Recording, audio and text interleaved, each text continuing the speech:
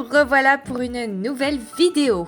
Vous cherchez une idée de carte originale à fabriquer? Aujourd'hui, je vais vous montrer comment réaliser une magnifique carte pop-up coquelicot en papier. Cette carte 3D est parfaite pour la fête des mères, un anniversaire, un remerciement ou simplement pour faire plaisir. Je vous explique toutes les étapes pas à pas afin que vous puissiez la reproduire facilement chez vous. C'est parti! Pour réaliser cette carte pop-up, j'ai utilisé une feuille épaisse de 250 grammes par mètre carré. Je l'ai coupée en deux, j'ai fait ma carte habituelle avec la moitié de la feuille et avec le reste de la feuille, j'ai effectué à l'avance des tiges de coquelicot. J'ai fait ça dans du papier solide pour être sûr que ça soit bien maintenu à la verticale. J'ai également effectué 2 bandelettes d'herbe. Et pareil, il faut que ça soit maintenu à la verticale, donc j'ai toujours pris ce papier épais. Ensuite, j'ai réalisé les pétales de mes coquelicots. Donc j'ai effectué 4 pétales pour chaque fleur, de tailles différentes. Alors cette fois, j'ai utilisé du papier calque avec lequel j'ai colorié en rouge des deux côtés. Je trouvais que ça ressemblait un peu plus aux fleurs naturelles, c'est-à-dire un peu plus souple, un peu plus transparente. Et c'est pour ça que j'ai fait ce choix-là. Maintenant que j'ai rassemblé tous les éléments, on commence. Donc je prends ma première tige qui se présente à moi et je vais essayer d'effectuer une boule afin que ça soit plus facile de coller les pétales par la suite. Donc je prends ma première tige, j'applique un petit peu de colle glu sur la pointe de ma tige et par la suite je vais la replier cette pointe vers le bas pour créer une espèce de boule. Donc je maintiens quelques temps avec mes doigts le temps que ça sèche. Et voilà, une fois séché, je repose et je passe aux suivantes. Je reproduis cette opération pour chacune de ces tiges. Je prends la deuxième tige, j'applique également de la colle, je maintiens appuyé avec mes doigts, j'attends que ça sèche et voilà, la deuxième est prête.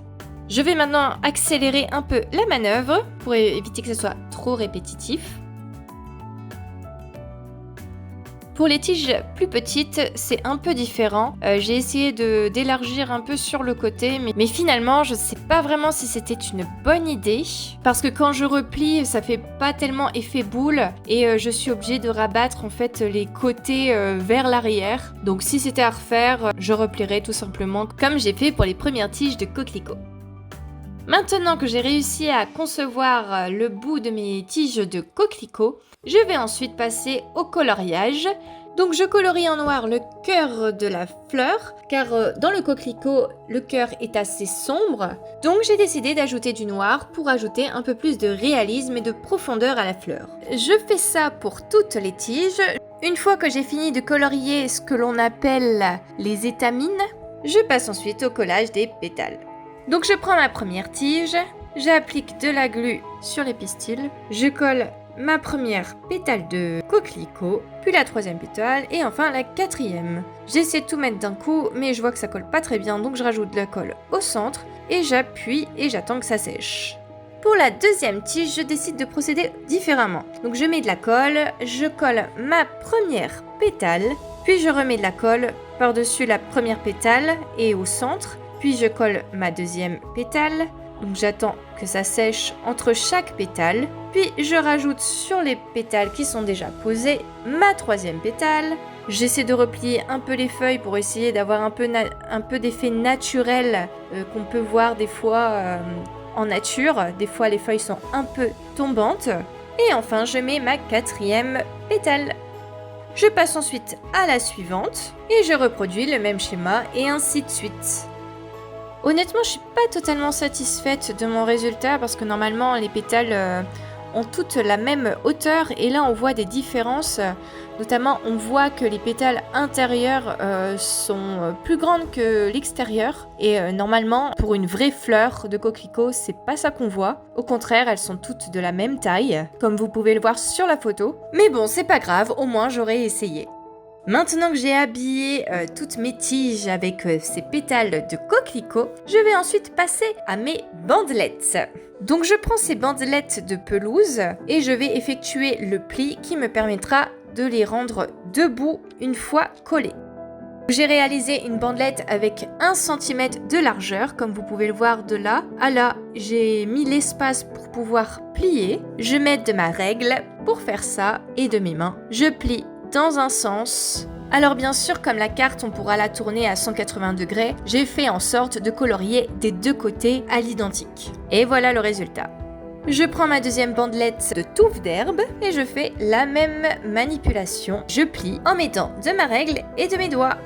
Je prends ensuite ma carte, je vérifie le pli qui se fait bien au milieu, je trace au centre, je vais positionner ma bandelette comme ceci, donc je trace le marquage à droite et à gauche pour savoir où je vais découper au scalpel en suivant la ligne. Et ma deuxième bandelette se collera comme ceci. Alors je les ai j'ai fait en sorte de les superposer pour pas que ça soit symétrique et que ça fasse un effet relief. Je peux enfin découper avec mon scalpel. Je revérifie une deuxième fois que je suis bien au centre. En plaquant la partie de droite contre ma règle, là je suis bon, donc je découpe.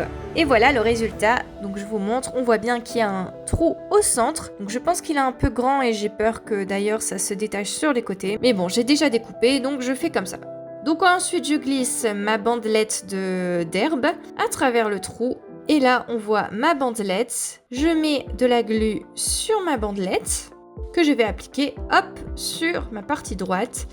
Donc j'étale bien avec ma règle pour uniformiser la colle, pour bien l'étaler.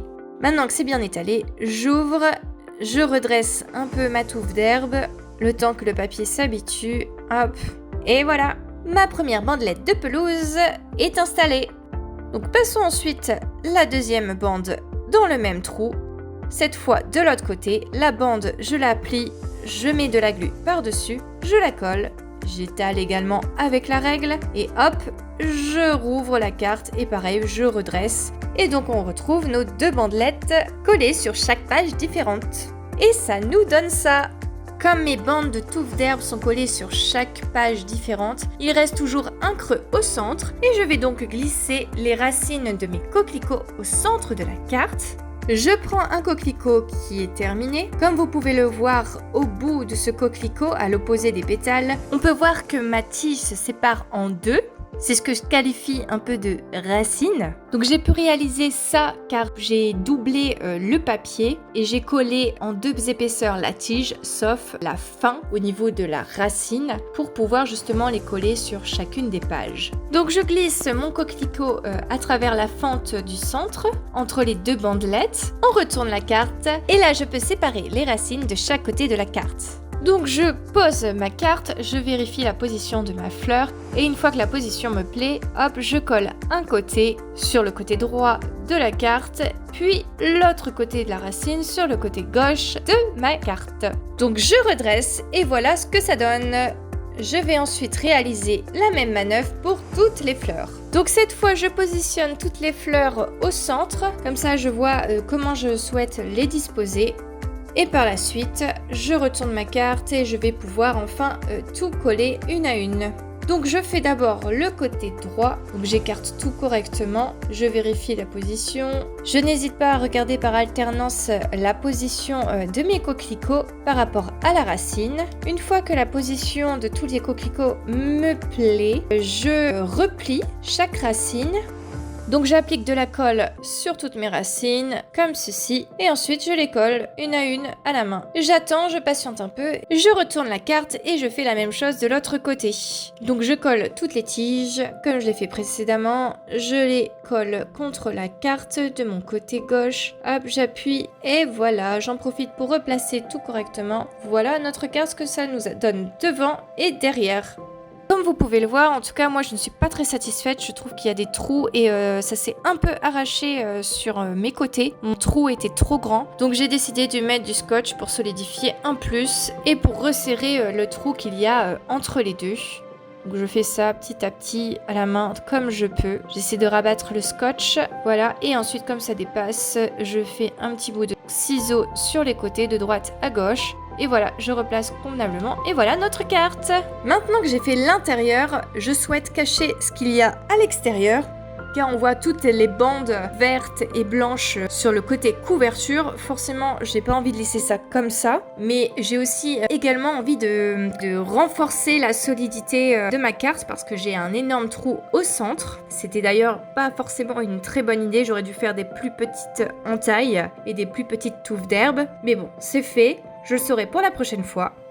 Donc ce que je souhaite coller sur la couverture, ça donne ça. Je me suis essayée à l'aquarelle. Donc le but était de cacher le trou et les différentes bandelettes de mes coquelicots ainsi que de mes bandes d'herbe.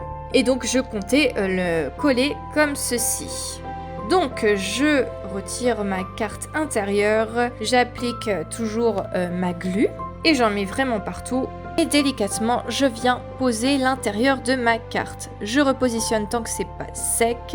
J'aplatis, j'étale un petit peu, je plie, j'étale, je plie et j'étale. On voit que sur les côtés, ça ne se superpose pas bien. Du coup, je découpe tout ce qui dépasse. Je vérifie que j'ai bien tout enlevé. Donc voilà cette carte. Bon, je suis pas très satisfaite de mon essai aquarelle. Je trouve qu'il y a des taches un peu trop concentrées. J'ai voulu faire des gouttelettes à l'aquarelle, mais je me suis un peu ratée. Tout est concentré au même endroit. Mais tant pis, il n'y a pas que la couverture que je n'apprécie pas. Il y a évidemment le fait que ça soit très épais au milieu. Le fait que la carte soit un peu trop lourde, un peu trop... J'ai voulu trop mettre de choses. Pas assez de dessin peut-être à l'intérieur. Enfin, les pétales me plaisent pas non plus. Enfin bref, je ne suis pas satisfaite, mais bon, elle a le mérite d'exister. J'aurais essayé, j'ai décidé finalement quand même de la publier et de montrer ce que j'ai fait. Cette carte est enfin finie, j'espère que cette expérience vous aura inspiré. N'hésitez pas à dire ce que vous pensez en commentaire, cela m'enchanterait de savoir un peu vos avis. En tout cas, merci d'avoir regardé la vidéo jusqu'au bout et à bientôt pour une prochaine vidéo. À plus!